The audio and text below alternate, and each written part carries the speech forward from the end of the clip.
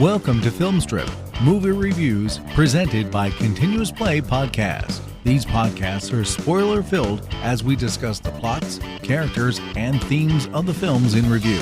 All content used or discussed in these podcast episodes is the property of the respective owners and used under the Fair Use Act, Section 504, C2, Title 17.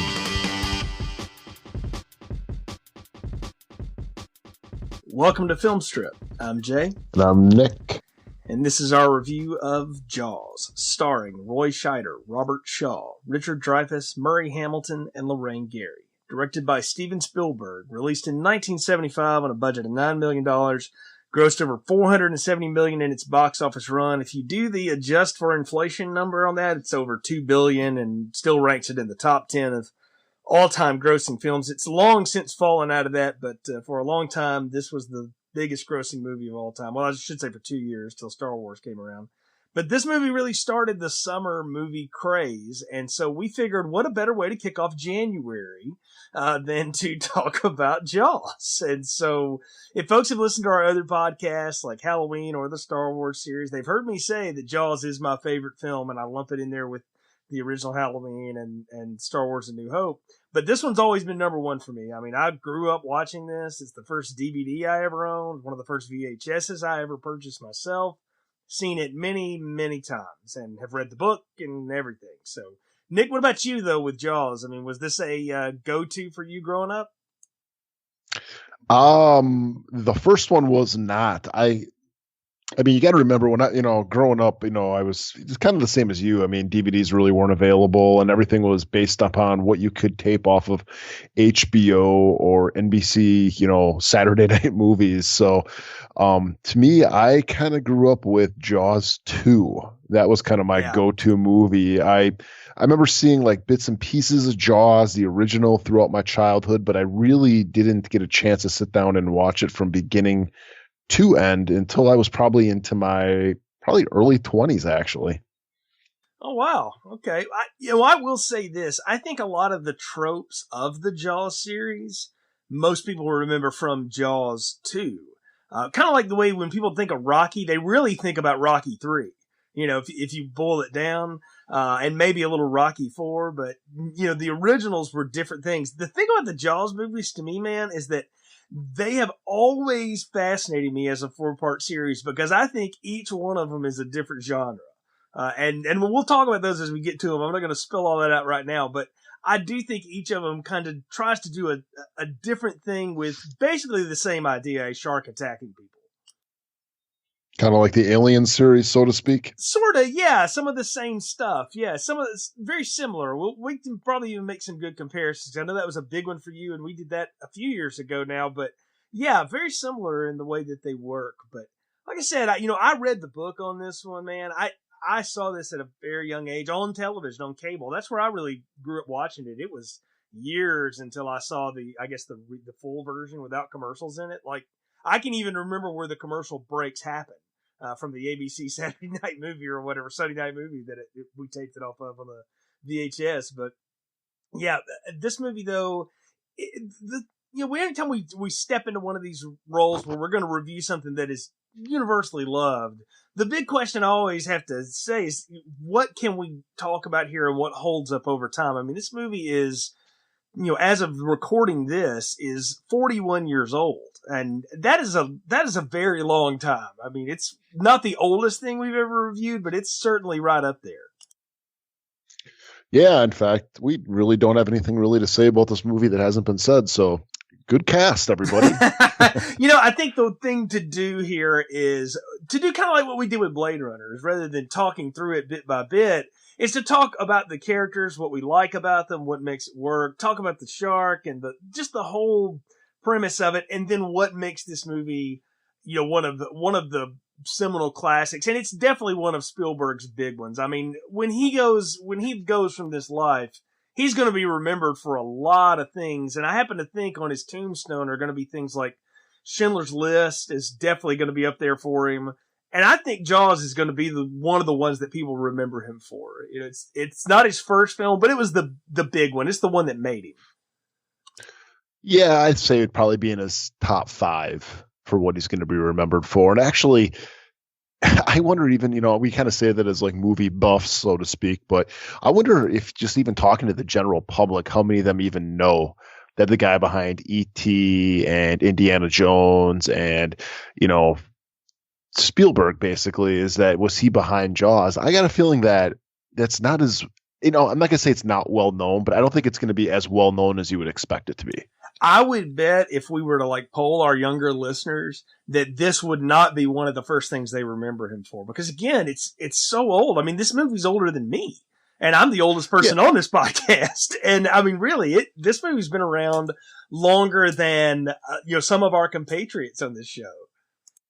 Yeah, and I don't think it really has anything to do with the age of it. I just think it has to do with the fact that there's multiple sequels to it. And really, I mean, you look at like a lot of the other stuff that Spielberg's done. What other ones have really spawned sequels, let alone sequels he was not a part of? I really only can think of, one movie franchise, and that would be Jurassic Park. And, he's been involved with half of them. And I think he was producer on at least the other two. So yeah. I think it's just that this one's kind of transformed into its own thing. And even though it's got lots of Spielberg qualities and, general stuff that you're going to kind of equate to from the director to his films, it's kind of the beginning of it, kind of that Spielbergian feel where I don't think it really like, the movies that I always say like have the most Spielbergian feel to it is like movies like E.T. and, kind of movies like in the 80s, early 90s that kind of have that feeling to them. I mean, even some of his lesser works like Always or, stuff like that still have that Spielbergian feel where I think this was kind of the beginning of it. I think the thing about this movie that is so neat and so tied to Spielberg is he was so young when they gave him this role. I mean, this was a chance the studio took on him. And Zanuck and Brown, the producers here, really were out on a limb with him. I mean, this thing went over budget. It went over time. And, they were worried about getting something out there to have in theaters. I mean, they had a poster out there and they almost had to hornswoggle theaters to get people to see it, kind of the way that Star Wars got seen, was that if you wanted to show this other thing, you got to show this thing. And the thing is that this movie, the minute the public got a hold of it, it just exploded. I mean, what a great idea too. And you have to put a lot of that on Peter Benchley, the author. I mean, he's written a lot of books, and I've read several of his books. I shouldn't say several. I've read like 3 of them, but I've read a lot of his work, and I know this haunted him for years because he felt responsible for a lot of shark death. That was not necessary. And, the old adage now is that there's some films that you can never remake, and Jaws is one that probably you can't anymore because we just know so much more about sharks now. I mean, the average Joe public knows more about sharks now than anybody did in 1975. There was no Shark Week. There wasn't any of that. There was no Mythbusters. There was none of that kind of stuff to educate us all on it. And Benchley just had a basic trashy novel idea of what if a shark swam up. He read a story about a shark that got off of a Jersey coast and spent 12 days sort of hanging around the food source and scaring the dickens out of everybody. And he thought, well, what if a great white got out there? What would that be like? And so he cobbled together a little bit of an idea and threw a book out. And have you ever read the book? I mean, it is the trashy beach read that it sells itself as. I've never read it. And, bringing up Peter Benchley, it's kind of funny because I know that he wrote Jaws, but even kind of before I kind of realized that, I always kind of knew him for other works and not really great works. I don't think he's a very good author. I think he's got some good ideas, but I really think that he'd probably be more of the guy who writes like a, maybe like a 20-page outline and then gives it to someone who can actually fill it in. Because like I've read books like, like stuff like The Beast and stuff like that. I remember I read that in like high school or middle school when that came out, or The Island, or, what was the other one? It was like White Shark or something. Creature. Yeah, Creature.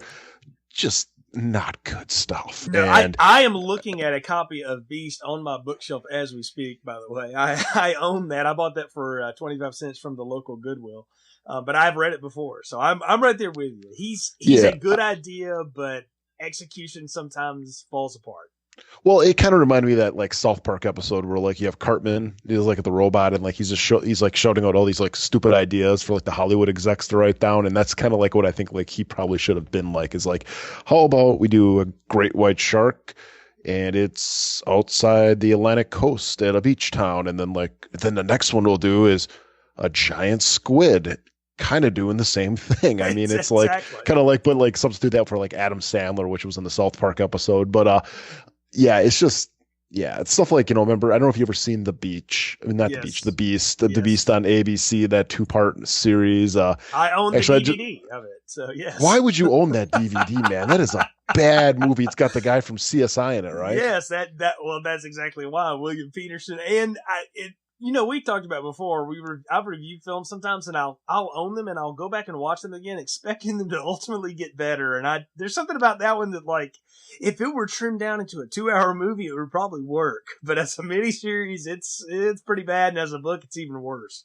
Yeah, that guy from CSI. I mean, why did they try to put him stuff like that? He's not an action star.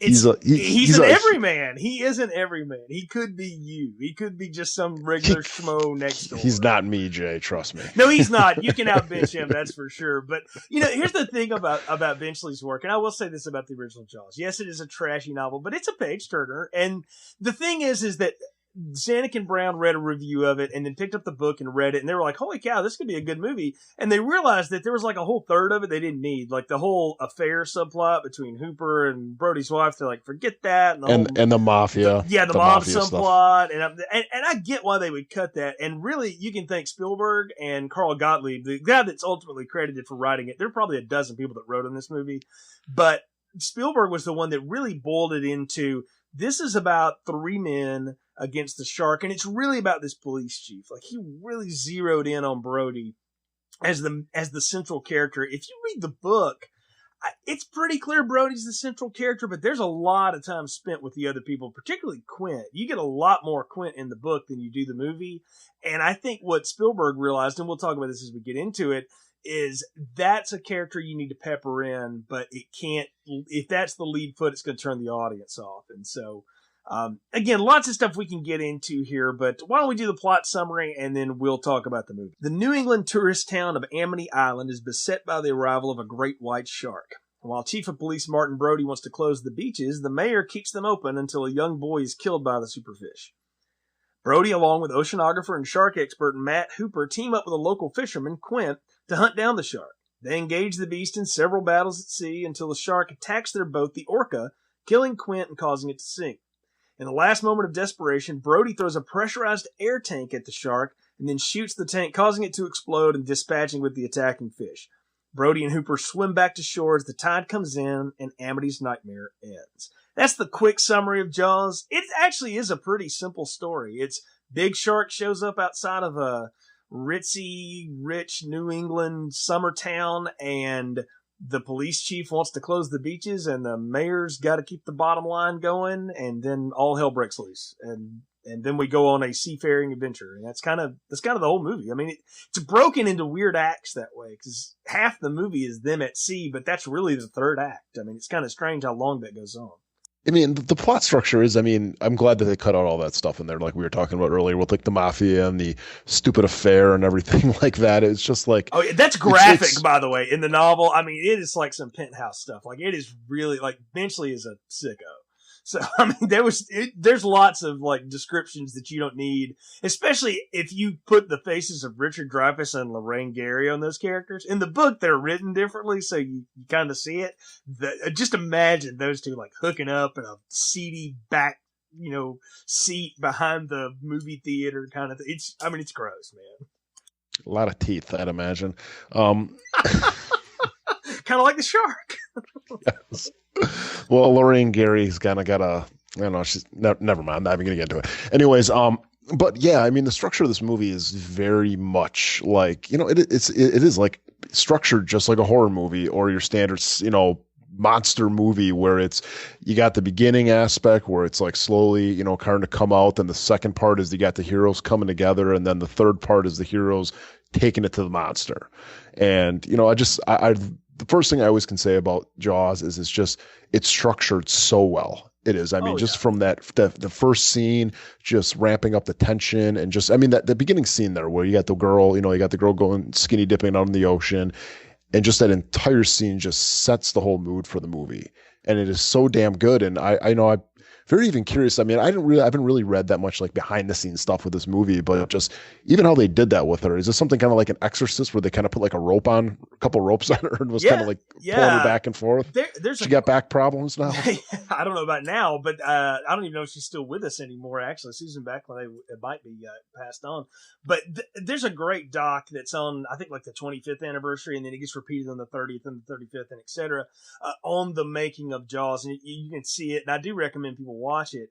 But yeah, they basically had her like in the bottom part of a diver suit, and they had a set of ropes on some pulleys on the shore, and they were just pulling her back and forth between stuff. And I think it's Spielberg that actually pulls her under one time to kind of scare her, and he does it sort of at a random time, and that's a genuine sort of shock on her face when you see it. So no, that's great.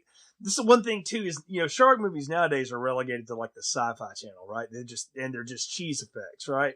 This is all practical, and the big story about this movie is they couldn't get the freaking shark to work. They got the effects guy who had done, 80,000 Leagues Under the Sea and all that kind of stuff, and they were trying to, make this monster, and every time they put it out in the ocean, it sank.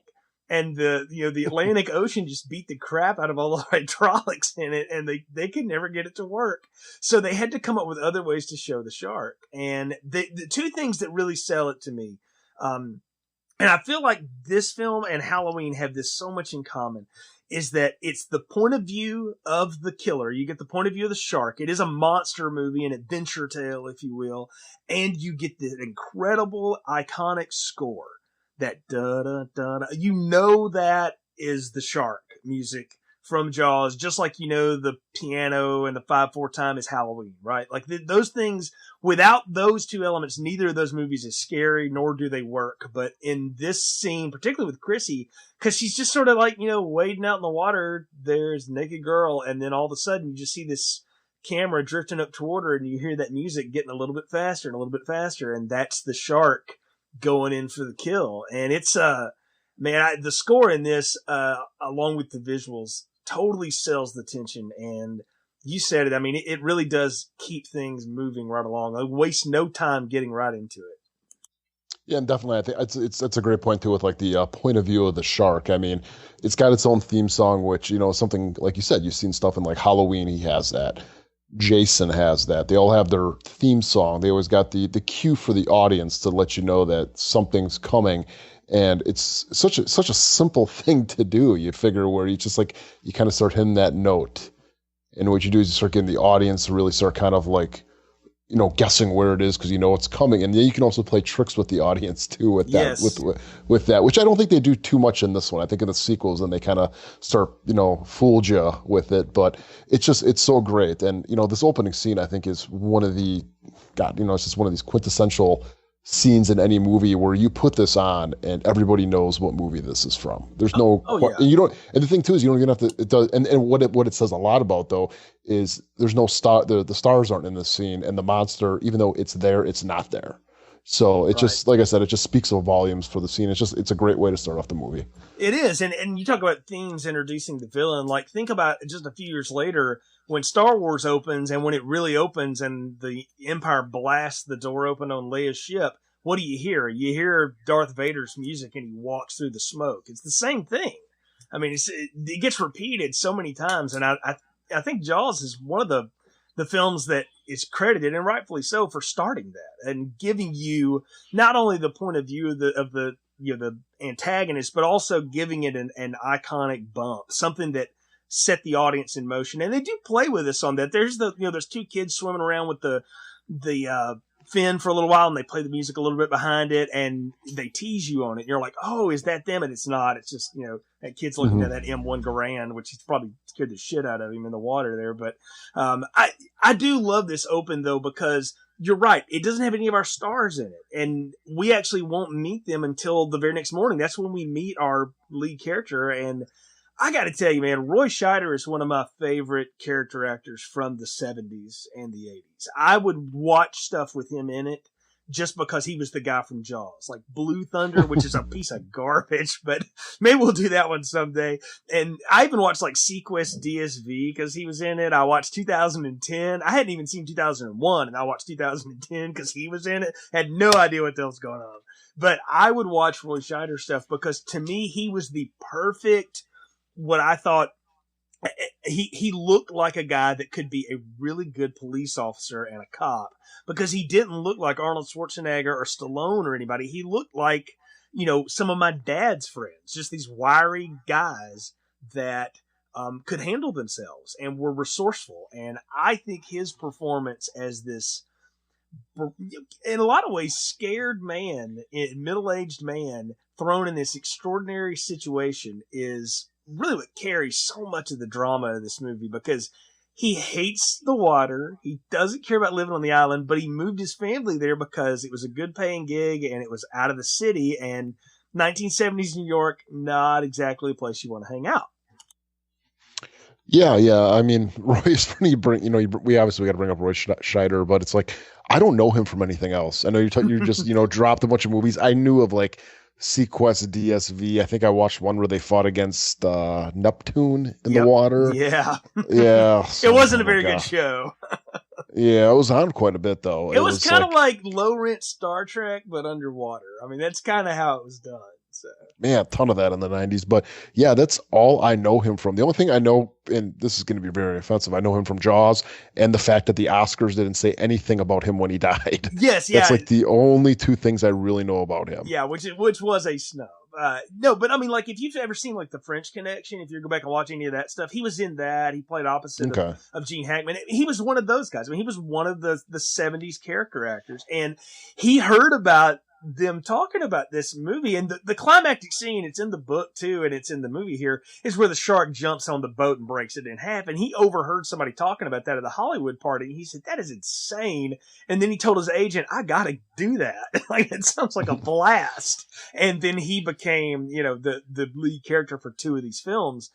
But again, Brody is so cool here because we meet him and he's just kind of waking up, and he's like, I mean, I used to think, like, when my dad would wake up in the mornings, he would sort of just sit on the side of the bed and put his hands in his head his head in his hands for a second and just kind of stare at the floor. And I used to think, what an odd thing to do. And I see Scheider do it. And now as I'm, hitting my 40s, I do that every morning. And I'm like, I totally understand why you do that.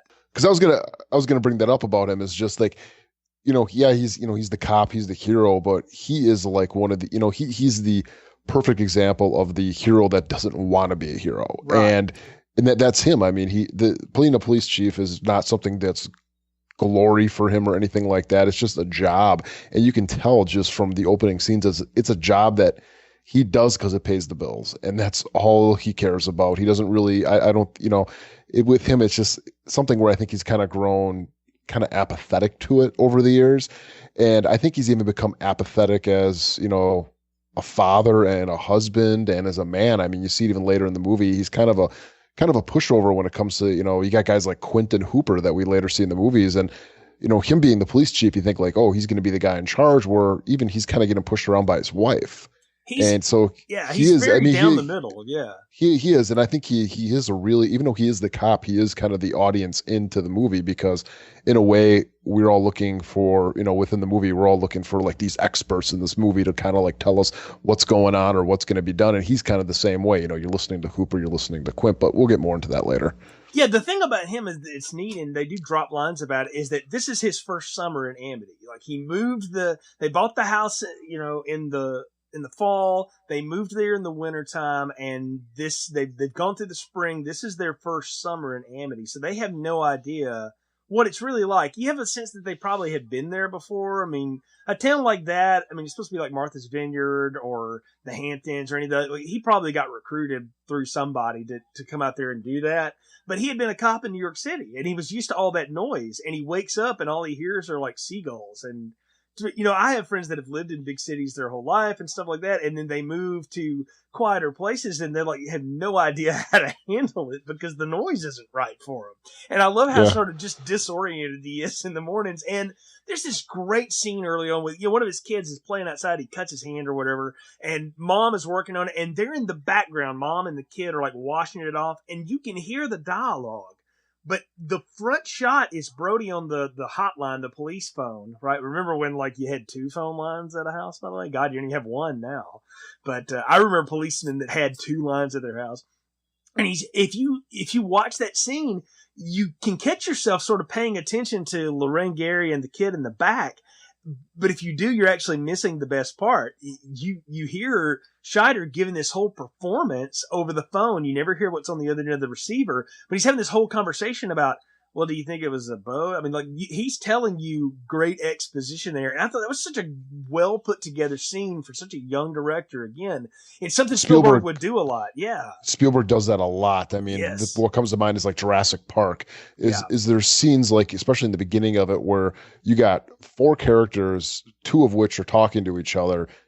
And, then the other 2 are talking to each other, and each one's kind of, you can like kind of come in and out of the conversations on both of them, but they're both going on equally at the same time. And sometimes it can get a little bit annoying, but it's kind of cool. Like especially when you rewatch a lot of these movies, to kind of pick a different one and to kind of like learn something new. I mean, think of what was it like, I forget who it was in Jurassic Park, but anyway, that's when he did it. I think there was also a few times in like the Indiana Jones movies where it's kind of similar items that went on.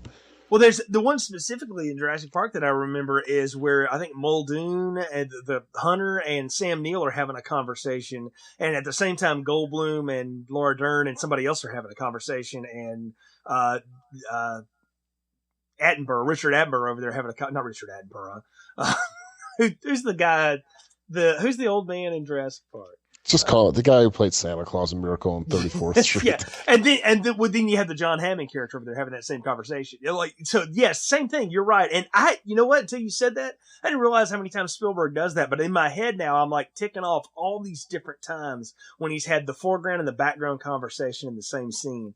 And you see it here, and it's like, the genesis of it. And it's neat though. It's such a good scene because again, it introduces you to Brody, and you kind of get that he's a little in over his head. Like he's trying to get down to where the whole thing goes down. Right. And so he gets to the beach, and he's talking to the guy, and his deputy finds the remains, and he's like, holy cow, this is a mess. And the next thing we see from him, like he's running around town trying to get beach closed signs made. He's trying to do this. Somebody's talking to him about people karate chopping his damn fence apart. And I mean, he's like, I got too much of this crap to deal with today, and I just had a girl eaten by a shark, and he's freaking out a little bit.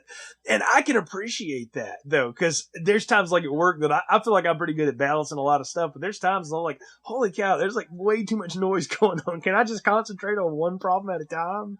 And it makes you feel for him though, is that you realize he's really good at what he does, but he's not superhuman.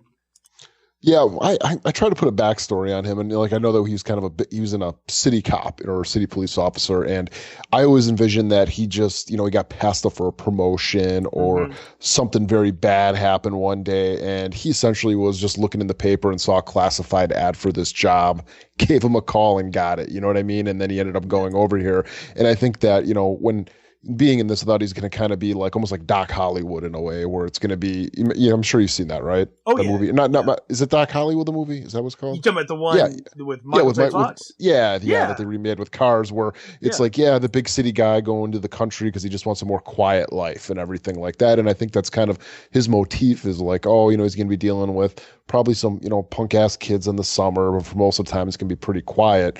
But when all of a sudden he goes out to the beach and he sees this, it's kind of like his city cop instincts start kicking in, where he's starting to take charge and starting to do all this stuff. But at the same time, he's still got a lot of this other stupid mundane stuff that, that he's kind of signed up for.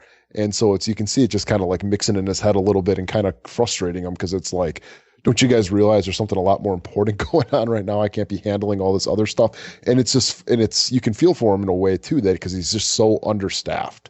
I think it's only him and one other deputy, as far as that's the entire police force for the island, where they bring on some, summer recruits or whatever, during the summer when it gets busier. But it's like, you can kind of tell that, he probably bit off a little bit more than he, thought was going to be in this job. Well, I mean, yeah, I'm sure nobody advertised like, oh, and by the way, we attract great white sharks. I mean, they don't even, they're so oblivious to their own ecosystem around that island. Well, doesn't it kind of remind you ever see the movie Hot Fuzz? Yes.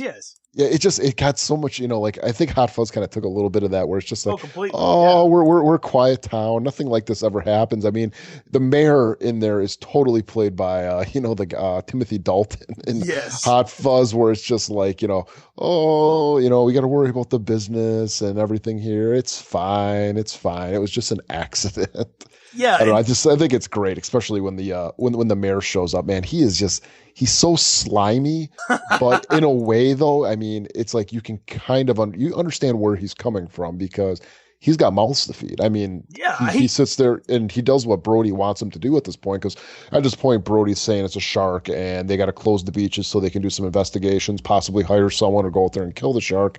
And the mayor's just kind of like, calm down a little bit. He's kind of, Officer Bar Brady, take it easy. Nothing to see here. Look at what the mayor does. Like, he gets the town reporter, which is played by the screenwriter, by the way. That was a nice nod. He gets the medical examiner who had given Brody the cause of death earlier in the day.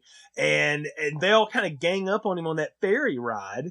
And they're like, hey, look, you just need to kind of chill out, because, like, if you say, barracuda, everybody's like, whatever. You say shark, and everybody freaks out, and we can't handle that. The 4th of July saves our butt for the year. We have to have the summer dollars. And, I never lived in, like, a pure tourist town or anything like that, but I know people that do. And, like, they talk about disaster, like weather and other things that come through, and it just wrecks them for the year. Like, they have such a hard time with it. The good thing about growing up in the South is that you're not as dependent on the weather. Like, it's pretty much always nice to go to the beach, so you can go. But in New England, you have about 3 months, and that's it. And then it gets seriously cold.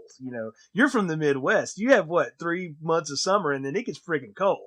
And back in Wisconsin. So cold's a relative term. It could be. But you know what? The weather changes to an extent where you're not out playing golf. Well, I will say one year we did golf all 12 months of the year. And yes, we did golf in the snow. I can totally see that. But the point is that's why they make yellow balls. The point is that you get the mayor's motivation, and that is kind of a neat subplot in the movie. I always thought if they ever did bother to try to remake this, that's probably a good subplot to include, is that the mob is like leaning on him to help him keep the money laundering scheme going. But I get why really, they cut it how out much of is here. the mob really going to be concerned about, like Amity Island or something? You think, come on, you got like drugs and you got alcohol and you got prostitutes, and what are they doing? Like financing a surf shop in Amityville? You got ways to launder money. And look, this was post Godfather and all that. I'm sure eventually it was just like, yeah, but fill this in though. Okay, like the mob's giving who money? Right. The mayor? No, they are keeping the town businesses afloat because they're giving like the surf shops and the seafood places. They're giving them money to stay afloat. They keep them to stay afloat, and it launders their money because then they get the kickback off of the revenue. That's the thing. So, like, the mayor, like, kills himself or he gets killed or disappears in the book. Like, it's never really sure what happens to him. You get the idea that he swims with the fishes, at the end of it or whatever. But see, that would have been a cool scene, though. It could have taken care of itself, where it's like, hey, we got to go take this mayor out to the sea, and they're going to, like, throw him overboard, and all of a sudden the shark comes and kills them all. And it's like, well, the shark's kind of the hero. It took care of the mob. Let's see, but thankfully that doesn't happen in the book, and it doesn't happen in this movie, because then the movie is a sci-fi movie. And you know what? In one of the sequels, that probably is something that could have happened. Come on, the shark could have been played by Kevin Costner. He's the untouchable shark. I don't think he was doing much work at this point, but he's not doing much work now, so it would even out. So Brody, though, again, is our central character, is our hero, and we'll talk about the rest of his arc here as we get into the movie. But I want to move on to a couple of the other characters. Let's talk about Quentin Hooper, and I think we need to talk about him in reverse order. Hooper. Richard Dreyfuss shows up, and really, he is the analog for Steven Spielberg. They were the same age at the time. He looked almost exactly like him at the time. I mean, and it is kind of, we bring aboard the young hotshot expert that knows everything. He's well-to-do, and he fits right into the town area and stuff, but the chief has got to learn how to trust him, and he's got to learn how to trust the chief, because ultimately they become the only two people besides Quint that believe this is a real problem. And I got to tell you, I'm not a huge Dreyfuss fan. I've seen him in a lot of stuff, and he's done good to decent work, and then he's done some really crappy work, in my opinion, too. And mostly he just annoys me.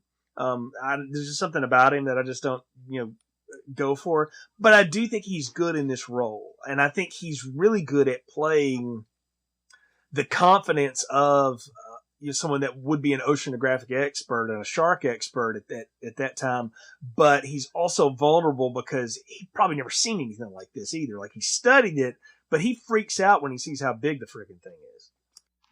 Oh, he definitely does. And I really like that, the way, I guess you could, give credit to the novel, that it was that they put these two characters that are similar in their being intelligent, but also in such different ways. I mean, you got the college white collar guy, and then you got the hard working blue collar guy, and they're both, experts in their fields, but completely butt heads the entire time, just the way it is in the real world. I mean, you always got like these seasoned vets, and then you got this college kid that comes in, and it's like, the college kid kind of sees a seasoned vet as like, oh, you're stuck in your ways, you don't know all this new stuff, where the old guy's just like, yeah, you know anything, all you know is book stuff. You don't know real world shit. So I think it's great with having Hooper and Quint here. And just, Quint directly here is, I think he's a likable character. I think he's a little arrogant. He's obviously a rich kid that, got his education bought for him. And, he's doing this stuff in the water because it's a passion for him. It's not like he's doing it because the money's great. I mean, I don't know what being an oceanographer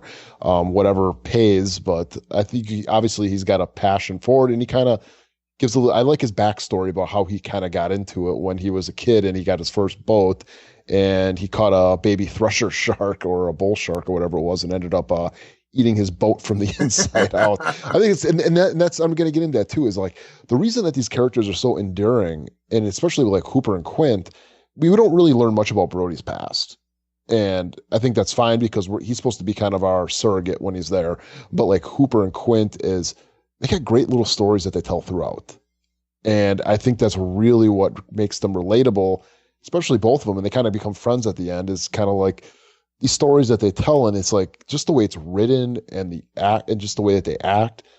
It's like it almost puts you there, and we'll get to the big story that happens later in here. But even like I said, when Hooper's like giving like his little stories throughout there's great little tidbits and adds so much of the character. I think the thing that Hooper also does is he gives an objective outside voice. So when Brody's running around going, guys, don't put dynamite in the water, don't be when they're hunting a shark and all this other stuff's going on, and he's trying to keep everybody calm, he can be that outside expert that goes, hey, look, this is why this is. And I love the scene they have on the beach after they've investigated the boat where the guy's head pops out and Hooper drops the tooth and stuff, which was that freaked the hell out of me as a kid, man. I still can jump at that scene all these years later. Many times I've seen it, and especially the way Dreyfuss plays it. But on the beach when they're talking with the mayor the next day and they're both going at him, Brody's like just real emotional and trying to really win him over, and Hooper's trying to be real logical until he gets really pissed off. And he's the perfect quintessential, like, really smart young guy, as there's just becomes a point when he just gets done and he just starts freaking out at the mayor. And he's like, it's going to bite you in the ass and all this stuff. And I love that scene because, again, you get that great character by Murray Hamilton, another great character actor who is such a used car salesman as the mayor. And he's standing out there in that seersucker suit and he just laughs at them both. He's like, yeah, you'd love to prove that, getting the National Geographic. And Hooper just laughs because he's like, this guy's a friggin' moron. Yeah, it shows it shows how green Hooper is. Yeah. Though. He's smart, but it's like stuff like that can get to him. Yeah. And we kind of skipped over it, but like one of my favorite scenes in this entire movie, and it's not what you think, one of the scenes you think would be my favorite, is when they put the mother. In the movie, eventually, one of the boys a boy is killed, and they end up putting a bounty on the shark's head, right. And like everybody who has a boat or buddy has a boat or has a fishing rod is out looking for the shark. And this is when we first get to meet Hooper, is when he's walking around the bay, and he's asking people, where, Brody is or where this is at. And they're kind of making fun of him about it. They're like, yeah, why don't you go walk about 15 feet that way, pointing towards the ocean. And I just like it when he goes over by Brody and he's like, yeah, those guys over there, They're not going to make it back alive. Yeah, I know. Yeah, it's just like stuff like that I think is Yeah. just so awesome, so funny. And then also another scene too that we kind of skipped over is the guys with the roast. yes, I love yes. that scene where they're on Oh, the pier. And then they throw the roast. My God, my wife would kill me, man. That was a big freaking roast, dude. I was sitting there, my wife and I were going like, how much meat is that? That had to be a huge friggin' family. Like we were trying to think what that would cost just to get. Yeah, you go out today, you go out to like your, Publix or whatever it is, wherever you have down by you, and you go buy a big cut of meat like that. That's over $100. Oh, easy. Easily. Yeah. Easily. That's probably about $150 roast right there. Good thing about working at an ag school that's got a big meat lab is you can get a good deal on that kind of stuff. But yeah, that's still at least a $60, $70 piece of meat, Yeah, that's like the size of like your average fifth grader. I mean, yeah, it's small kid. And, again, though, that's a great scene because, again, the shark isn't working, so they can't show the friggin' shark. They can't even get the fin to work. So they're like, you know what? We'll have him tear the pier down. And then you'll hear the turn of it. And that's so sinister because these two guys are in the water like, well, shit, now what do we do? And then the pier comes back to them. And it's like, oh, no, that's a problem. And you see these two fat guys just swimming. And I'm like, yeah. But that, again, it builds that great tension. And it's a scene where nothing happens except a roast gets eaten. But it's a great tension building scene. And it happens just in the middle of like, there's nothing happening. We don't have a random kill to have here. We've had the boy killed, so we need something else, and this is the next thing. And so, yeah. Well, I'm thinking too. I mean, okay, let's might as well get to it. What the shark looks like. The shark is, it doesn't look good. Okay. No, it doesn't look like a shark. It doesn't look at all like what a great white shark looks like. No, it doesn't. It looks like something that like I said, a fifth grader would draw. But it's the pier on the top of the water and later the barrels. Those alone are more scary than ever showing what the shark would look like. And I don't care if it was done today and they could have a realistic shark, something like in The Shallows. Right. I'm sitting there and your mind can bring something a lot more scary than what the scene can show you. And like, even like the stuff with like the pier, the pier's kind of going back to there and everything. And I'm just like envisioning, it's like pitch black water. You got this, almost a 25-foot shark, and where the hell is it and how is it swimming around there? It's like thoughts like that are going through my head, and I'm just like, that's a hell of a lot more scary than actually seeing that shark jump up out of the pier and scare those guys or grab one of them and bring them down. I'm just like, the thoughts like that going through my head are just a hell of a lot more scary than anything. And I think the fact that the shark didn't work is probably the greatest aspect to this movie, is because you see this a lot of times with directors who, back when they did their earlier works and how those earlier works were better than their newer stuff, is that they had to use their imaginations. They had to come up with solutions to be able to get around these problems. And that's where you get a lot of artistic merit in things like this. So it's like, look at something like Jurassic Park. He shows that damn dinosaur right away. Yeah. And it's like, I have no doubt that if Spielberg would have made Jaws in the mid-90s, we'd be seeing that shark all the time. Oh, and look, if you make the book into a movie the way it's done, you know everything you need to know about the shark immediately. I mean, it describes. Isn't there like a part in the book where it's actually like from the perspective of the shark, like you like know what it's thinking, or am I thinking of something else? I think you're thinking about something else, but there is. I mean, you get a third person point of view of the great Leviathan fish swims this way. I mean, it describes everything you want to know about that fish in the book. And the thing is, the other thing too, and it was genius. They got the two people that went down to Australia who were the basically the shark photographers, and they shot incredible looking footage of sharks. And the way they mix that in with the very few shots of the fake shark, I mean, if you really like eyeglass it, you go, that's not even the same fish. And none of these fish look alike, but because the way they're put together, it works. Again, the music works, the tension builds, it's all that. Because the thing is, and what Spielberg realizes, that if this movie is about the shark, then it's just going to be another B movie, a remake from the 1950s and 60s. And he wasn't interested in doing that. He was interested in the drama that this caused to the people, and particularly these three guys. And it's time to get to the third one now, and that's Quint, who's nothing more than an analog for Captain Ahab from Moby Dick. All right, I mean, clearly, that's all he is, and that's how he dies in the book. And that's one of the big differences. At the end of the book and the movie are vastly different. But the characters are almost exactly the same. And the list of actors that they offered that role to who turned it down, Sterling Hayden and Lee Marvin, and just all these action, gritty old men. John Wayne wasn't around at the time, but those kind of guys. And they landed on Robert Shaw, who, I've seen him in other things since. The only thing I ever knew to associate him with besides this is from Russia with Love, which is a grossly underrated Bond film. And he is a fantastic Bond villain in it. And he is so good as the salty old sea dog son of a bitch in this movie because he's such an ass to everyone, but he can be because he knows something the rest of them don't. He's fought the animals. He's killed them before. He's got jaws of them hanging around his shop. He knows how to kill sharks. Hooper may know more about the biology and the behavior of the shark, but he's never caught one.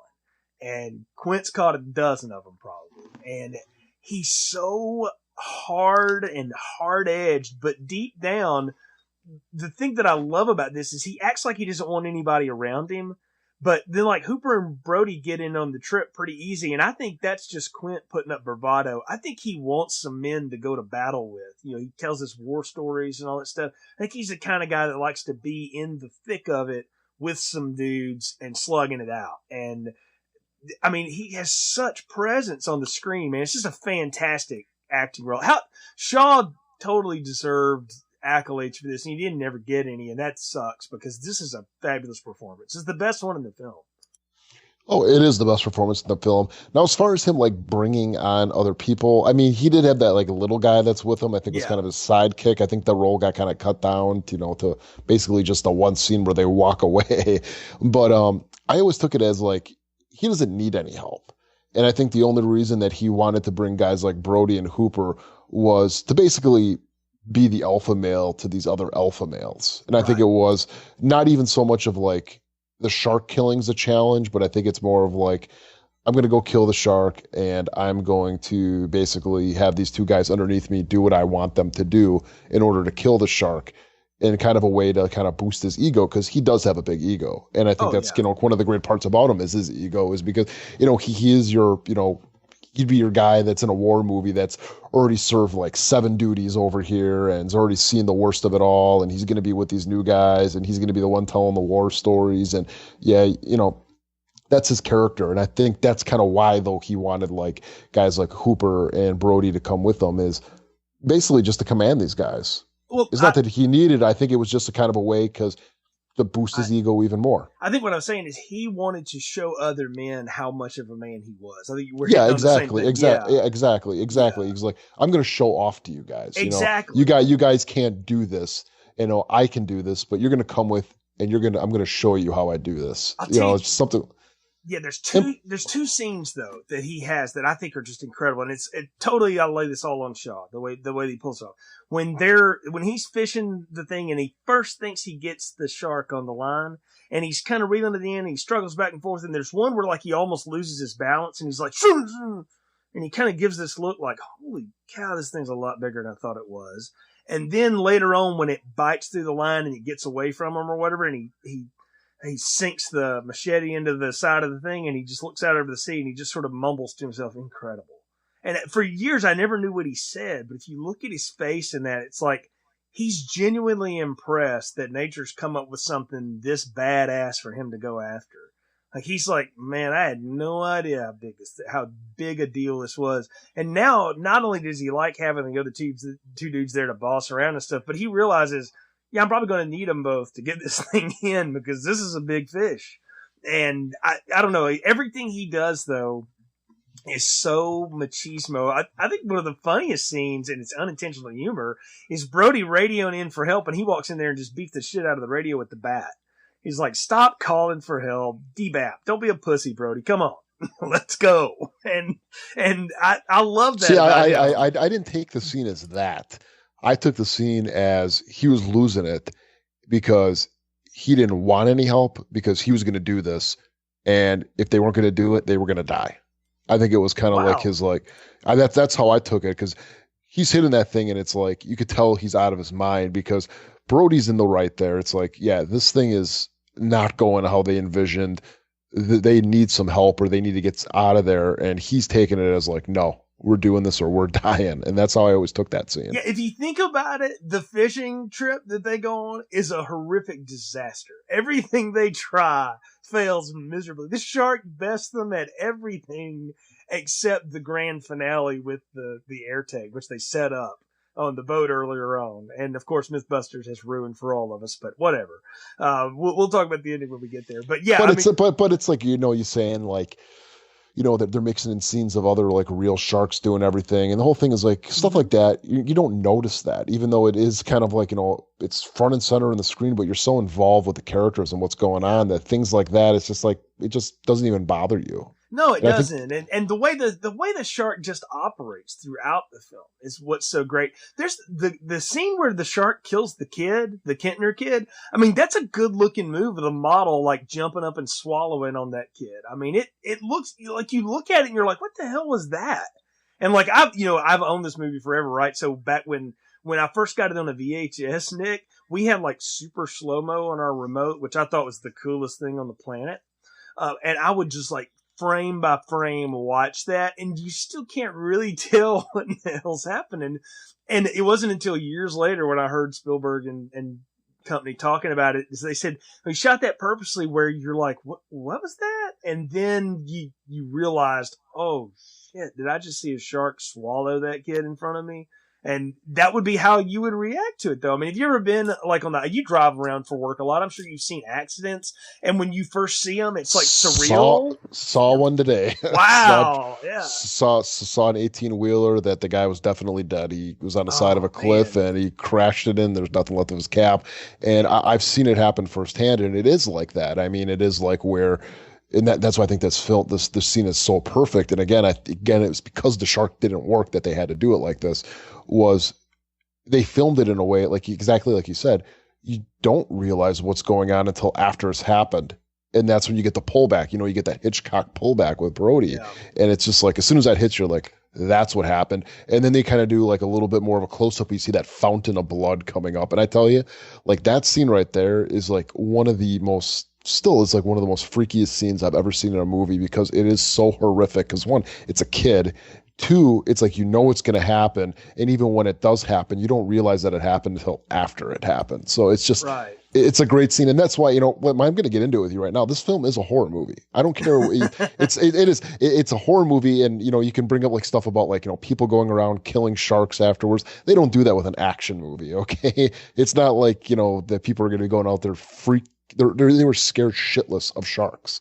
I don't think that's the whole thing. Is like this. Yeah. No, it's not action. It's a horrific film. It's a horrific film from beginning to end, and it's like people got these like such like hard definitions of what horror is, and I don't fucking get it because it's like movies like dramas or period pieces, like people just accept that's what it is. But like people with horror movies, it's like it's got to have this and this and this and this in here, and if it's not, then it's going to be a thriller or it's going to be some other type of generic label. And it's like, no, a horror film is taking something that's taking a normal circumstance and making it extraordinary in horrific ways, and that's what this is. It's you're going to the beach and what's out there is a 25-foot killing machine. That's fucking scary. And it's like, going out trick-or-treating and there's a guy with a mask who's going around killing you. It's horrific. It's taking something that shouldn't be scary and making it scary. I mean, that's the definition of a horror movie to me. I think you're making an excellent point that the setup of this movie is a horror film. I think it transitions to being a character adventure film when they get on the boat and they go after the shark. And here's why I say that. Because so much of the film then is all about the interplay between those three actors and the three characters, the way they learn to relate to each other. And there's a clear hierarchy on the boat. Quint's the captain of the boat. Hooper knows how to drive boats, so he gets to do that. The chief don't know shit.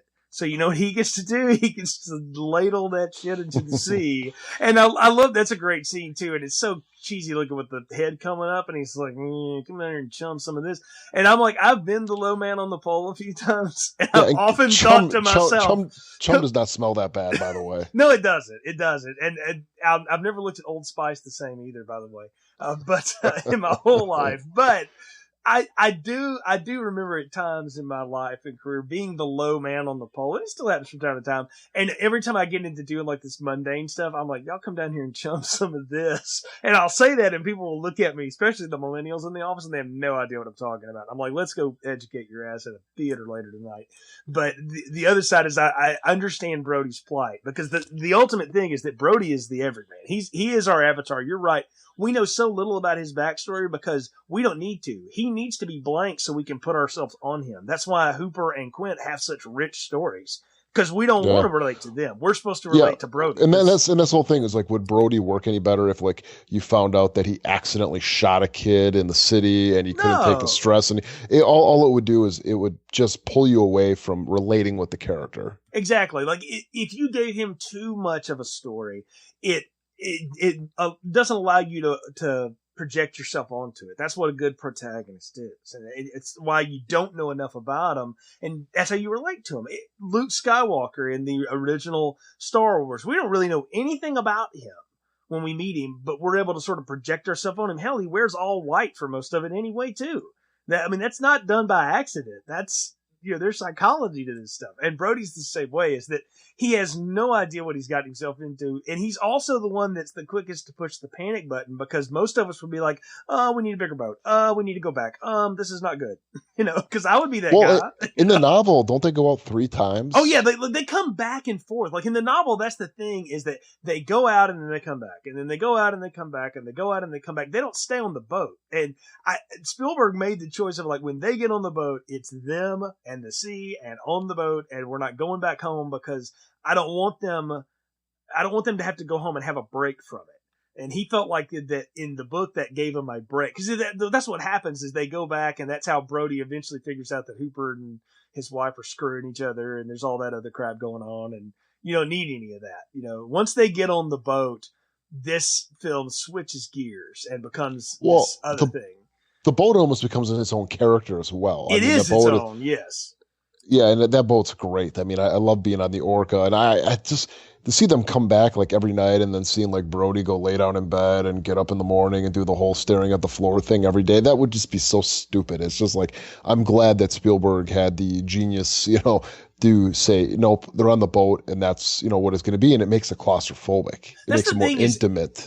I've seen a lot of people guess about this, and we're never really told how long they're out there. I mean, I guess it's a couple of 3 days or whatever, but we really don't know, because there's lots I took it as 2 nights. It as 2 nights. Yeah, there's lots of time lapses, but in my mind, I've always played games again, watching this film 100 times, that they could have been out there for 3 or 4 days. And like, that even makes it more fun, is that if you've ever spent any time away, like when you're out in the wild or doing anything, and I've done some of that stuff, that will wear on you physically in a way that nothing else will, because you're constantly fighting the elements, particularly on and it's boats. exactly why Quint broke the radio. Everything was wearing on him. You know what I mean? That's why he broke.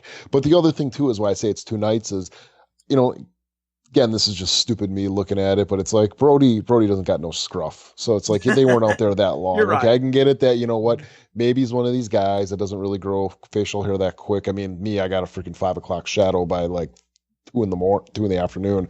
But like, that's why I'm like, they don't look that disheveled being out there. Like I always said, like, yeah, it's like, you got the first night went fine. They had the second night, and then the second night is where they're doing all their war stories, and also then the shark ends up breaking through the hull. Right.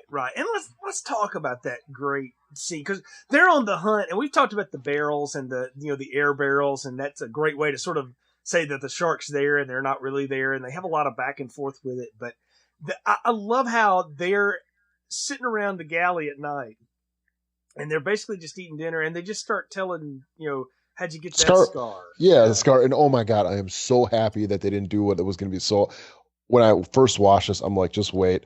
Brody's going to interject, and he's going to have the worst one. You know what I mean? Yeah. It's going to be like, he's going to pull open his shirt, and there's going to be a gunshot wound, and it's going to be like, half an inch away from my heart or from my spine. And that's why we ended up moving.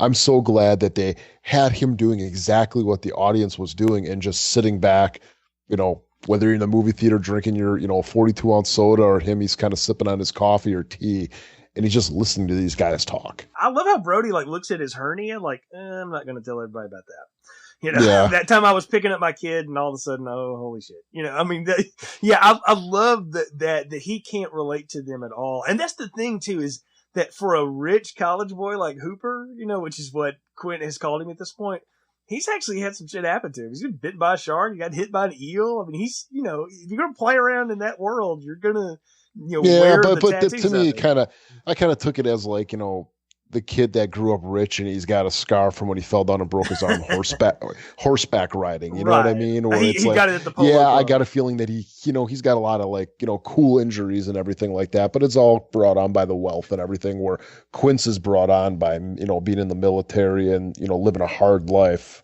Well, but again, it's just like, but that's what's great about them is like they're both opposite sides of the same coin. And that's the thing, is that it's different as Hooper is of Quint, is you can tell he looks up to him and he's trying to relate to him, and they do relate over that. They bond over that. Oh, drink to your leg, you know, and they have this whole thing. And that's what happened too, is like, like Hooper like finally comes to appreciate everything that Quint has done.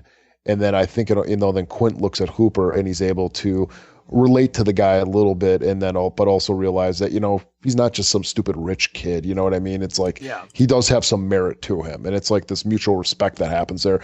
And it's just like, you know, it's like it is with, you know, I always joke about this with my wife. It's like, man, when you women fight, it's like you guys get evil and nasty with each other. And I'm like, two guys, like we can hate each other all during the day, but if we go for a couple of beers, we're cool then. You know what I mean? And I think that's just exactly what happened here, is like they're at each other's throat and throwing insults. And then all you got to do is, you know, they have a couple Budweisers and also like, these guys are, you know, buddies. Well, just think about like growing up on the playground. Like you would be in shoving matches and beat the crap out of each other. And 2 minutes later, you're friends again. Cause that's how guys learn how to relate to each other, is by pushing each other around and trying to see who's the biggest dog. And you snap. Oh yeah, definitely. I mean, how many times do you like go hang out with your friends? You're like, hey, what's up, douchebag? Yeah, exactly. What's up, asshole? Or you say something like that. It's like women aren't like that. They go up and give each other hugs, but then it's like the guys are all really cool, like behind the scenes. You know, like I get home and you don't talk crap about your friends, but then like the wife's like, oh my god, and then she wore this and said this, and it's just like, yeah.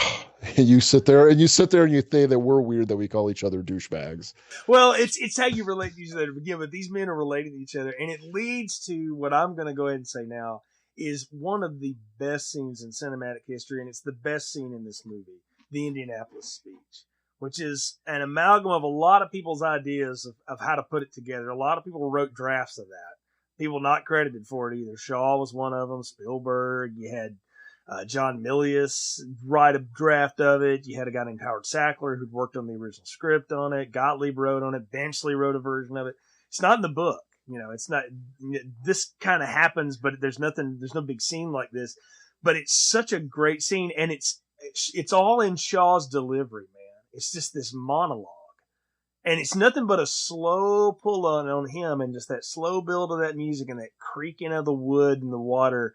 And the break in his voice when he cracks and he almost starts to cry thinking about it. And I'm like, I mean, this is just, I mean, if you've ever listened to particularly men that served in World War II ever tell you about some of the things they saw and what they did and all that. And I mean, it will just, you talk about a horror scene. This is one of the most horrific things in the film. He talks about a boatload of people that all get picked off by a bunch of sharks because they've been doing a mission that's so secret nobody even knew to miss them for a week. And I'm like, how crazy is that, right? That happened, and it's historic. And the fact that he walked out of it, and it gives you a complete understanding of that's exactly why Quint is the man that he is. He don't wear a life jacket. He doesn't give half a damn about anything because he's seen death in ways that none of us will ever understand. You know, and that's why he's so grizzled and hard, and it makes you really appreciate him. And it's what makes his death so tragic later too, is that he survived all of that, and you know he's going to die at the hands of a shark, which is, you know, poetic justice in a lot of ways, but just such a great scene. It's not even what he says, but it's how he says it. Yeah, and it's kind of like any time that, you know, if you're talking to someone and you're telling them a real personal story about you, kind of the three different emotions that you go through when you tell the story. I mean, originally, you know, you start off, you're kind of jokey a little bit about it, but then it kind of slowly turns serious. And then at the end, it's almost like you kind of got the look in the eye or the feeling like, I can't believe I just told them that. And that's exactly what you get from Quint, where he tells a story, and of course he ends with it. He goes, we delivered the bomb, and it's just kind of his way of just like stopping what he was saying and just to get to, you know what I mean? Just to, you know what I mean? Where it's just like he tells a story and then he ends on something else, and that's his way of kind of being like diverting attention back away from what he was to, well, you get what I'm saying. He ends on that cynical note that is just in everything that he says. He just drips cynicism with everything he says. And he ends on we did our job and delivered the bomb, so I guess it was worth it. It's kind of what he's saying. He's like, was it? I don't know. Not for me to say, but well, think about it this way though. He had a tattoo of it and he bothered to have it removed.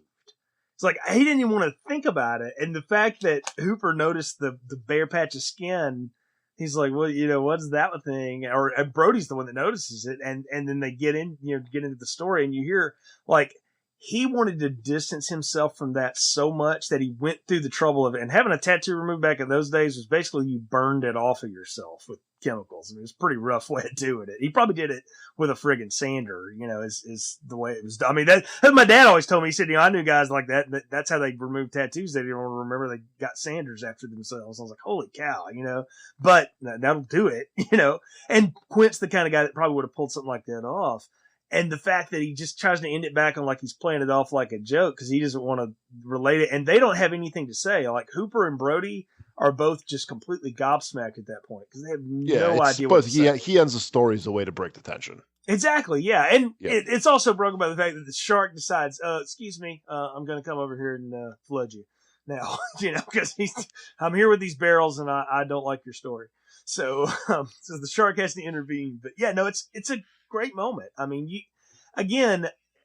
you watch that scene now and you're like, how do you not just like mail the guy the trophy that minute?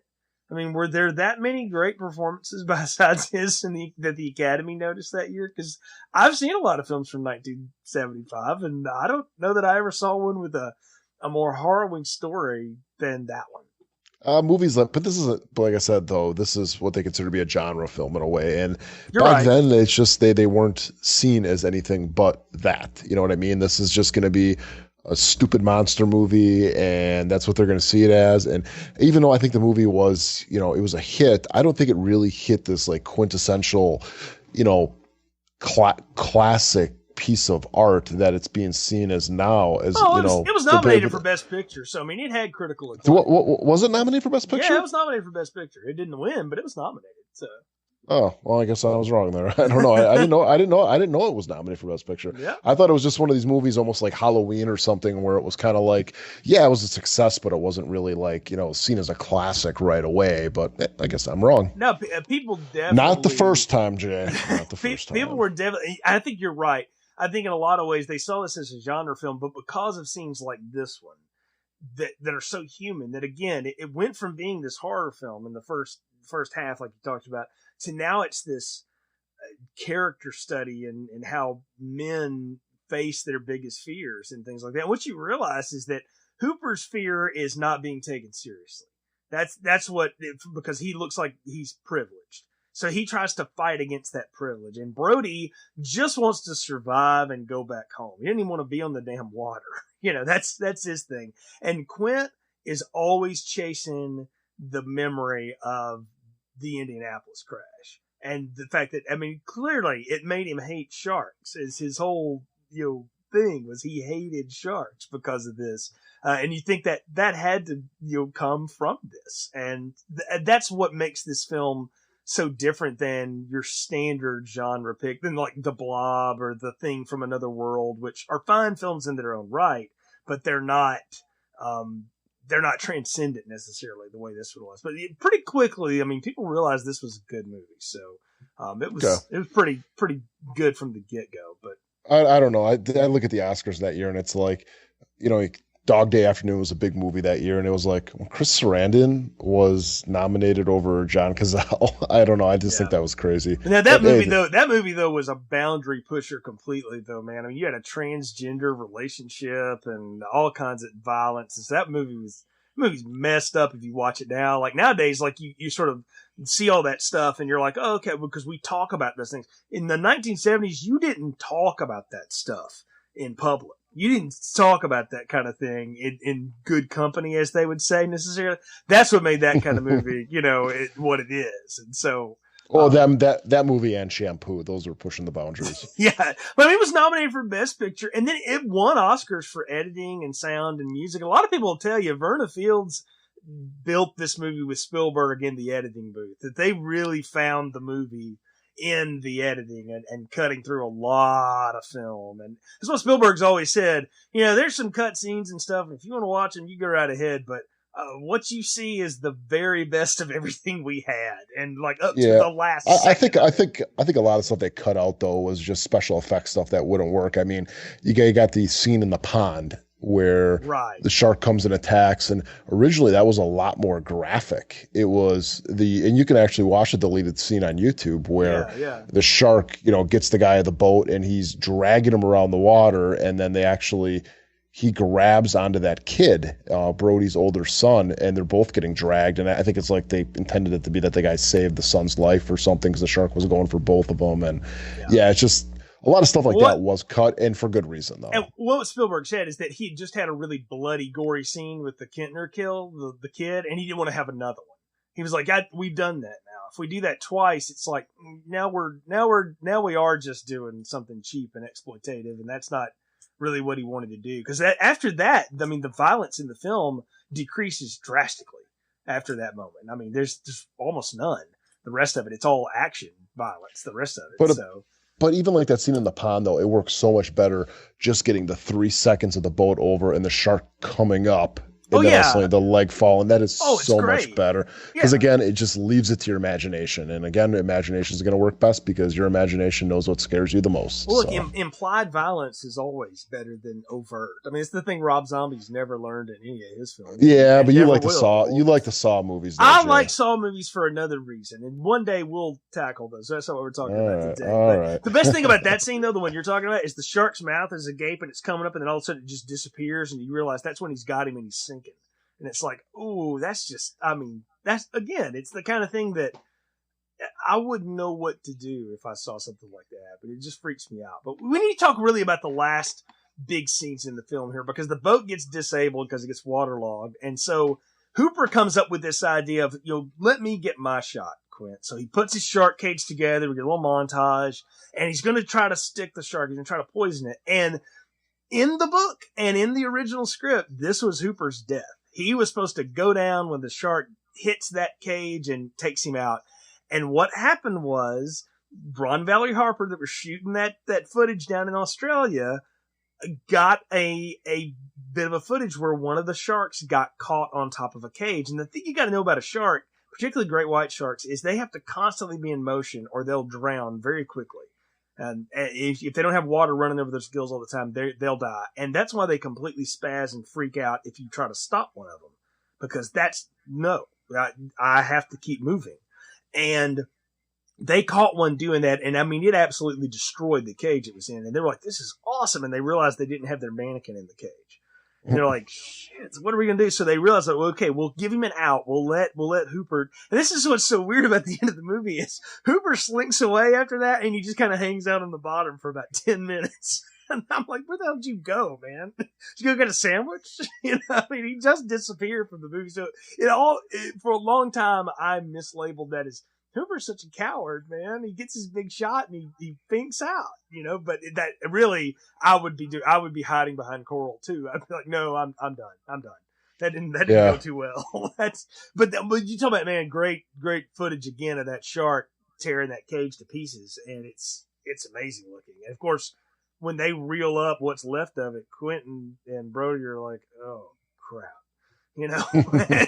and it is great. It's, the thing I think even with like shark cages too is what people don't realize is shark cages ain't gonna save you from crap. You know what I mean? No. If you're in a water with a great white shark and that thing wants to get into that cage, it's gonna get into that cage. It's almost like an illusion of safety. It's actually the shark cage is used for other reasons more than just protecting you from the shark. It's more of a but it's just one of those things where it's actually an attractant for the shark. The electromagnetic vibe off of it'll bring them near you. That's how you get a good picture. That's why they're really there. But the whole thing though with sharks is sharks minus Jaws here or Bruce or whatever you want to call them. Sharks don't like people. You know what No, I mean? well, They don't want to eat people, and that's when you're in a shark cage and it sees you completely.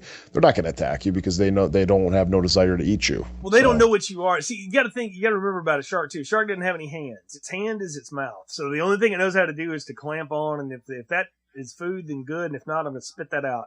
Sometimes that's a bad proposition for you, and sometimes they're like, that'll do. Like, you may not like Vienna sausages in a can, but sometimes that'll do.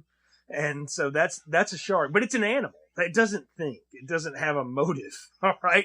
And that's the thing about this one is we never really get that it's got any motive other than there's food and it's just hanging around where the food is. But I have to ask though, I mean, if they went with their initial thing though, where Hooper gets killed by the shark, which I'm assuming the shark would have ate him. Yeah. Then he would have had to have a motive because you think he'd be full after eating Hooper. Well, he wants some more. What actually happens is he basically gets bitten in half. Like Hooper tries to punch him with that bang stick and misses him, and the shark just clamps down on him, and that's the last thing Hooper sees is the shark's jaws coming down on it, and it basically bites his head off. And so it's like, well, I didn't know what that was. And so, because the shark doesn't eat Quint in the book, it attacks the boat and Quint stabs it with another harpoon. He doesn't shoot the harpoons; he throws them in the book, like you would in a whaling Captain Ahab kind of thing. And Quint's foot gets tied up in the rope, and so the shark goes down and drowns Quint because he's just tied up behind him. And it starts swimming up after Brody, but it's got so much crap hanging off of it, including Quint, that it drowns. The shark stops about 3 feet in front of Brody and just hangs there and just sort of drowns and turns over on its side in front of him because it can't support all the barrels that are on it and all that other crap. It succumbs to its wounds. Wow, that's incredibly lame. Well, that's what Spielberg thought. He was like, we can't do that. That's so anticlimactic. What can we do? And so they came up with this whole thing about, okay, compressed air. Well, that could possibly be explosive, right? Maybe. And that's all they needed to hear. He's like, fine, we'll shoot it. And I mean, I'm going to tell you, man, it's a great scene. We got to talk about Quint's death though, before we get into Brody's big scene. That shark hopping up on the back of that boat. Now, yes, it looks incredibly lame and fake, but for the time and just trying to put yourself in the mindset, if you saw that in a theater, that would have freaked you the hell out, man. Seeing something like that happen. Cause that was the scene in the book that everyone in Hollywood was like, there's no way on earth you're ever going to be able to make that. One, you'll never get a real shark to do it. And if you did, no actor, is ever going to be near it in the shot, so it won't look like anything. And you'll never get a fake one to look like it can sink a boat. And by George, they figured out a way to make it look like it sank the boat. It's pretty amazing. Yeah, it's still kind of funny looking. I mean, the best thing now is the little meme where somebody's put googly eyes on the shark. That's hilarious looking. No, I'm just thinking about when it actually jumps up and comes on the bow of the ship. It's funny, but for the money that they had and everything that they had, they did second to none as far as what they did. But it still looks funny, and as Michael J. Fox said in Back to the Future 2, the shark still looks fake. It does, but what a crazy moment there, because they start slipping down and Quint grabs a hold of Brody's hand, and their gloves, if you've ever had on those kind of gloves, and I've been in that situation, the gloves are too wet and he slips out, and that look on Quint's face like, oh shit. And but I'm thinking the entire time though, I'm like, just keep on kicking him in the nose. You could stay away. You thought, and I mean, what a great scene, because Quint is stabbing the thing with his machete, and he's just like, I ain't going out like that. And yeah, you are. And I mean, he just chomps him in half. And I remember seeing that. I mean, again, I saw this movie when I was a kid. I mean, like a little kid, and I was sitting there going like, wow, really? I mean, it blew my mind, and it's still one of those moments when you see it, it's just like, oh, that's bad. That's real bad. Because now you think Hooper's dead, or at least incapacitated. Quint's dead. Brody's screwed. So it's like Hooper just he's on the bottom, just kind of looking up at this, going like, oh crap. I imagine he is down there saying prayers to whatever God he didn't believe in at that moment, or what. I'm serious. I don't know what Hooper's doing, but he ain't getting near any of that. So yeah, I'm thinking okay, well, if both of those guys die, what are you going to do? Are you just going to hope the shark kind of swims away and then you're going to be able to find a boat? Or I guess you're probably not even thinking that far ahead right now. I think the plan is I'm going to let that thing go that way, and then I'm going back to land, and I'm going to get in my car and I'm going to drive away and be like, oh, I don't know what you're talking about. you know, and he's just going to go forget it all. I don't know. I mean, it is one of the plot hole questions of what the hell's Hooper doing? But I think we're supposed to realize he's frightened out of his mind. And so he's just, you know, he doesn't know. And all this is really happening very quick. I mean, this is all within 4 or 5 minutes of itself. And you get the one scene that's always been weird to me. The boat's starting to sink and Brody's, you know, trying to figure out what to do. And the shark busts through the window of the galley. And Brody like hits it in the face a couple times and it swims away. And I'm like, Brody like summoned all kinds of courage that moment. Cause when that thing came through the glass, I was like, oh, he's done. That's it. I mean, I don't know why the shark stopped short. Like I've never understood what that was all about. I don't know. It's very weird.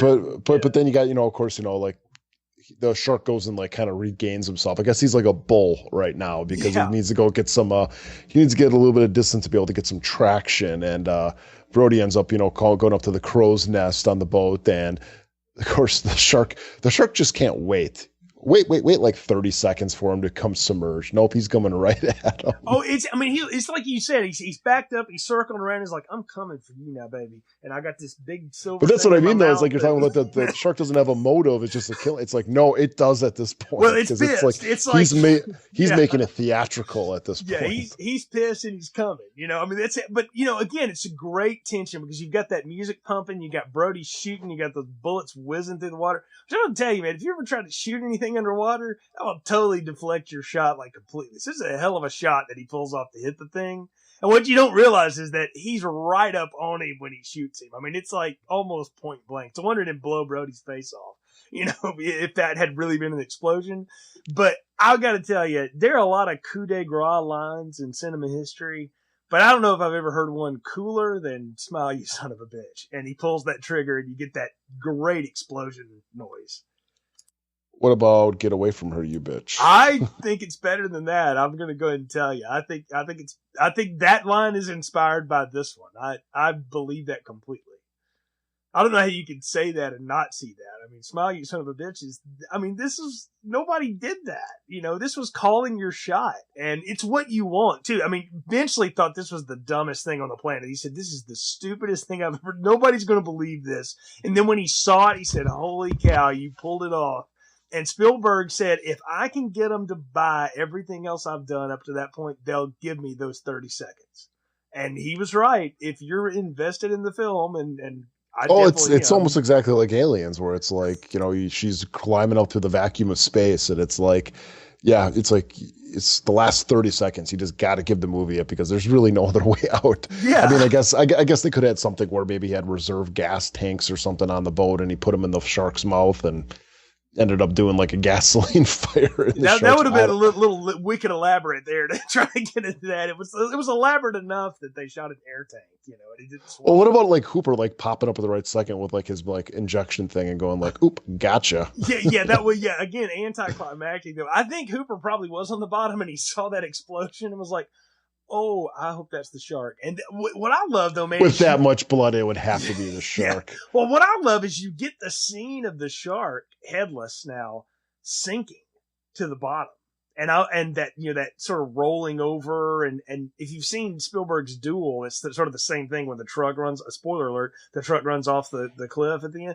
It's the same kind of thing. It's this roar from some 50s dinosaur like Tremors. Movie. Tremors? Yeah, exactly. Thank you. It's the same thing. Yeah, Tremors certainly borrowed this from Can You Fly? Well, Tremors Sucker. is Jaws in the desert. I mean, yeah, but there's no way you can tell me Can You Fly, Sucker is the same as Smile, You Son of a Bitch. That's not even close. Well, it was originally Can You Fly, Fucker, but they had to cut it out to get. No, seriously, it was. But they did it. They did get a PG-13. I do. I remember we reviewed that. You know, I'll say this now: if they had made this movie like 10 years later, Kevin Bacon, or 10 or 15 years later, Kevin Bacon would be a hell of a Chief Brody.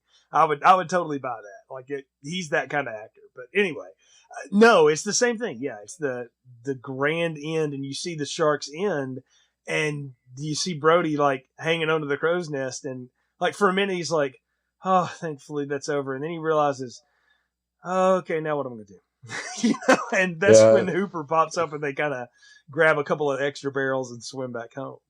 Yeah, my always thing at the end is like, you guys sure there was only one shark? You know, it's like, yeah, you know, that was, you know, and it's, you know, like you got the movie like Deep Blue Sea, which, it's a corny, whatever movie. And I always like that at the end where the guy's got his feet in the water and the dude looks over him and he goes, sure it was only sure it was only like 4 sharks. And he's like, yeah. And he's like looking at his feet and he like pulls it up. He goes, yeah, thank you. It's like, that's what I always say like at the end of this movie where I'm like, you guys better hightail it home. You don't know where this shark came from. You don't know if it's got brothers or a mother or whatever. It's like, get out of there now. And if I was them too, I'd be like, we'll get the Jaws 2 in a little bit, but it's like, man, if I was Brody, I'd be getting the hell out of there, man. I'm like moving to like Kansas. You know what I mean? It's like, or Montana. I'm getting far away from the water at this point. Yeah. You know what? A question we will ask on the next podcast. But at this point, I think we're at the part where it's time to give final thoughts, popcorn ratings. So what are yours for Jaws? That's a dumb question. Of course, it's an extra large popcorn. I mean, this is like one of the best movies ever made, in my opinion. I mean, this is like always going to be in my top 10 movies. I mean, you ask me, movies that I think, if I was on a desert island, I would probably be like The Godfather, Goodfellas, Empire Strikes Back, Alien, and Jaws. I mean, it's like one of these movies where it's so good. And what's great about it is it's immensely watchable and rewatchable. And it's just, you can be Saturday afternoon and you're cleaning the house and you put it on and it's Brody, or it's a Quint scratching the nail board, you're leaving it on. If it's Saturday, Sunday morning at 2 a.m. and you can't sleep and this movie's on, you're keeping it on. I mean, no matter what time of the day or how you're feeling, this movie is great. I mean, like I said, one of the best movies ever made. It definitely deserves its place in the pantheon of, great movies. And to me, I don't know if this will even be controversial, but to me, I think it is Spielberg's best movie. I know there's a lot of people out there that love Raiders of the Lost Ark. I actually think it's okay. Jurassic Park, Schindler's List, E.T., which I don't like, sue me.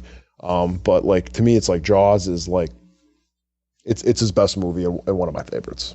It's a fantastic film. Extra large popcorn, obviously, for me. It's been my favorite film. I've said that, so no surprise for me on that. But you said something there. It's the rewatchability. And I can only say this about maybe 2 or 3 films, is that every time I watch this, I can find something I didn't see before, I didn't know before. There's so many different ways to enjoy this experience. And one of my favorite things to do has been to introduce this film to people that maybe haven't seen it or didn't really, go for it or whatever, or don't even like this kind of stuff. But then they watch this and they're like, holy cow, there's so much to this movie. And again, this is a special one for me because it's one from childhood. And I think things from childhood that hold up over time are so rare. E.T. is a great example. I watched that again last year and it was boring. It's not that great. I don't like E.T. But I'll even get into it. It's like, I brought up earlier that this movie was something I didn't actually sit down and fully watch until I was in my 20s. Mm-hmm. And a lot of times movies that people put really highly are based upon nostalgia. Yeah. And, where it's like, well, if you watch it nowadays, it wouldn't be as good. Or if you watched it later in life and not when you were 8 years old or 10 years old, it wouldn't be as good. No, that's not the case of this movie. I mean, I've even watched it with my son. I mean, me and my son had a really cool experience where at the YMCA got to watch this in a pool. I mean, it's a very, very cool movie. And so to me, it's just like, it just transcends even that nostalgia value. I mean, like I said, it's like The Godfather where it's that damn good. Oh, well, it's a Memorial Day thing for me that I watch this movie sometime that weekend every year because I just sort of associate this with that time of year. It's really more of a 4th of July movie, but I always kind of put it in that time of year because that's the kickoff of summer for me. And like this year even, I was sitting here with my wife and I just put it on because I said, I've got to do my annual summer kickoff of Jaws. This is summer for me, and it always equate to that for me. So I don't know that I'll say it's Spielberg's best, but it's my favorite of his. I'll say that hands down. It's very much my favorite thing he ever did. And I think the thing I've enjoyed about it most is that he's never shied away from how important it was to people and how important it was for him. And he's given a lot of his time and energy to the documentaries that have been made about it and all the making of stuff. And again, I do recommend the making of that are on the DVDs. They're really, really good if you're into this film. And it's also just a good sort of bit about cinema history in the 70s and how things were done. It's different than it is nowadays, but this film is classic in all the terms. So extra large popcorn.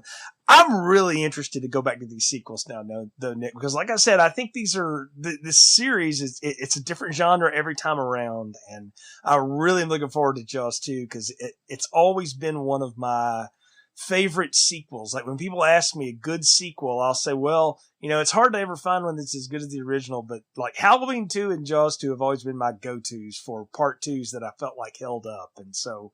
We'll talk about that next time. I don't know, man. My thoughts on Halloween too. So yeah. So but I am the guy. I'll remind people I'm the guy that told you Friday the 13th Part 2 was better than Part 1 because I think it is. So. I believe that because I think the first one's just a piece of junk.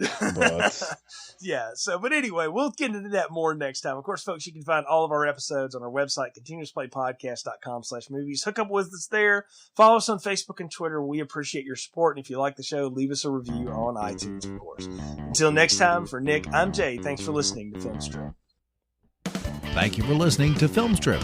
You can find more episodes on our website, continuousplaypodcast.com/movies.